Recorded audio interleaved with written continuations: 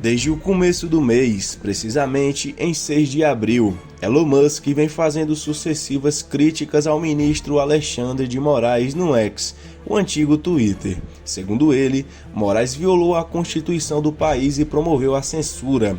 O Supremo Tribunal Federal discorda das críticas e afirma que Musk promove uma campanha de desinformação e a desobediência e obstrução da justiça brasileira. E hoje, esse será o tema tratado aqui no canal. Portanto, se você ainda não é inscrito no canal, se inscreva, ative as notificações, dê um like, compartilhe o vídeo e vamos embora. No dia 6 de abril de 2024, Elon Musk comentou em uma publicação feita pelo ministro do Supremo Tribunal Federal, Alexandre de Moraes, em que parabenizou o ministro Ricardo Lewandowski por assumir o Ministério da Justiça e Segurança Pública.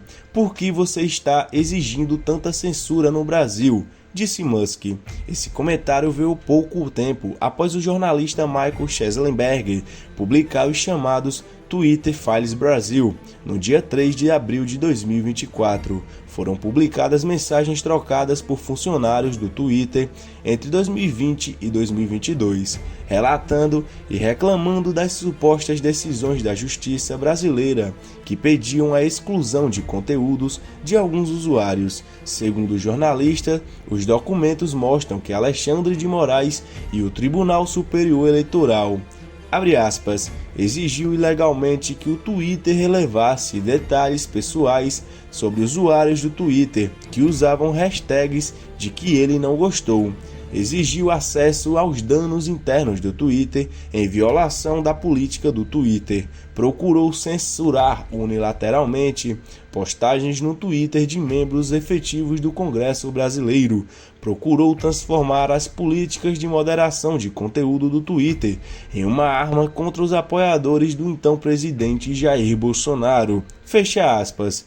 Essas denúncias chegaram até Elon Musk, que as compartilhou com a seguinte mensagem: esta censura agressiva parece violar a lei e a vontade do povo brasileiro. Ele completou em outro tweet, comentando as acusações: estamos levantando todas as restrições. Esse juiz aplicou multas pesadas, ameaçou prender nossos funcionários e cortou o acesso ao X no Brasil. Como resultado, provavelmente perderemos todas as receitas do Brasil e teremos que fechar nosso escritório lá, mas os princípios são mais importantes do que o lucro. A partir daí, ainda no dia 6 de abril, Musk compartilhou várias mensagens em prol da liberdade de expressão e críticas ao ministro Alexandre de Moraes. Um dos posts trazia a nova logo da rede social, o X, com a expressão Free Speech, liberdade de expressão, compondo a imagem, estilo conhecido no Brasil como poema visual. Na legenda, Musk colocou: por todas as pessoas da Terra.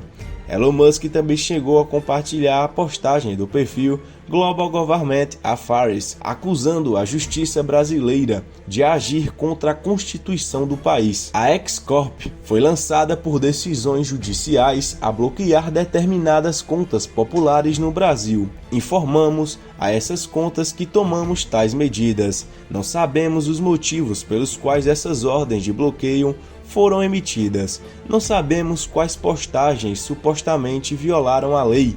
Estamos proibidos de informar qual tribunal ou juiz emitiu a ordem ou em qual contexto. Estamos proibidos de informar quais contas foram afetadas. Somos ameaçados com multas diárias se não cumprirmos a ordem.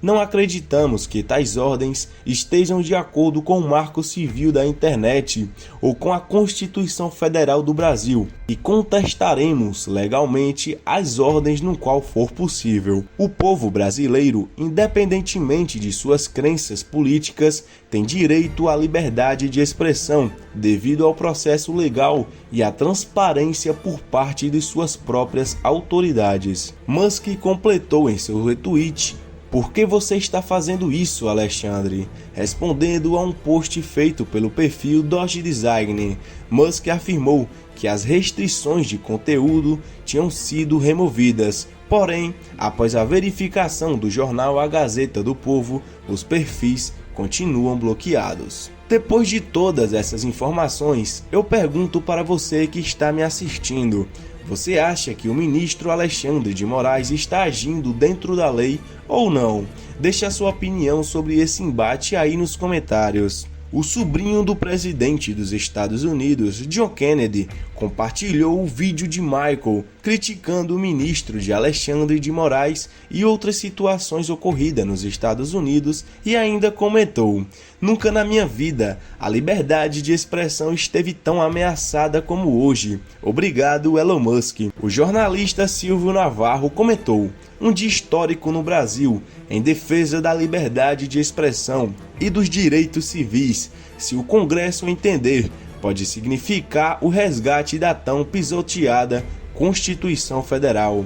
Mas afinal de contas, qual foi a resposta de Alexandre de Moraes vendo tudo isso? O ministro da Suprema Corte, Alexandre de Moraes, incluiu Elon Musk como investigado no inquérito das milícias digitais. Essa decisão se baseia no entendimento do ministro de que Elon Musk iniciou uma campanha de desinformação sobre a atuação do STF e TSE e instigou a desobediência e a obstrução à justiça brasileira. Mas a pergunta que fica no ar: quais são os riscos da censura e como ela impacta a sua vida? A censura pode ter uma série de consequências negativas, tanto para os indivíduos quanto para a sociedade como um todo. Aqui estão alguns dos principais riscos associados à censura. A primeira delas é a supressão da liberdade de expressão. A censura pode restringir a liberdade de expressão, impedindo que as pessoas expressem suas opiniões, ideias e pontos de vista livremente.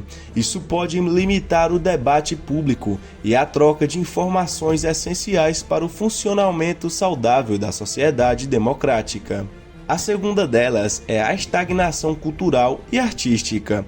Quando a expressão artística e cultural é censurada, pode resultar em uma estagnação criativa. Ideias inovadoras podem ser reprimidas e formas de expressão importantes podem ser perdidas, prejudicando a diversidade cultural e o progresso criativo. A terceira delas é a violência e repressão.